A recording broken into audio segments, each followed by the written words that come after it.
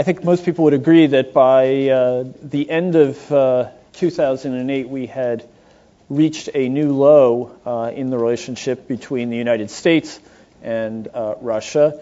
Some of you will remember, everyone will remember the crisis that ensued after the hostilities in Georgia.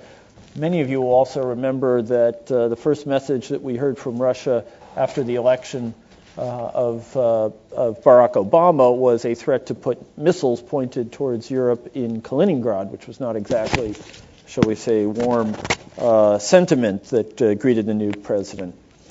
There was a tone of icy resentment that seemed to pervade the entire relationship, and I think had given many people a lot of reason to worry about the near term, as people discussed both Russian resurgence on the basis of high energy prices, but also Russian potential instability in the wake of a great deal of economic turmoil.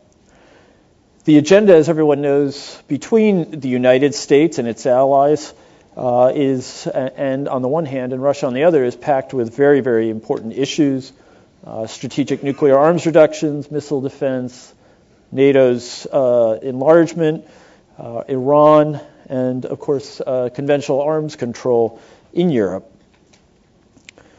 Yet, interestingly, since the new administration has begun its work, there has been what might be called a midwinter thaw here on the Potomac, but also on the Moscow River and the Neva.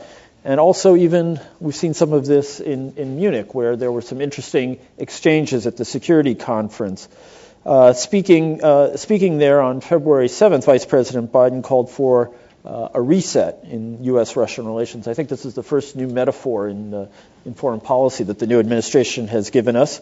And Undersecretary of State Bill Burns gave an interview in Moscow that aroused a great deal of attention there because it was so forward-leaning in its openness and its desire to engage Russia on a number of different and positive tasks.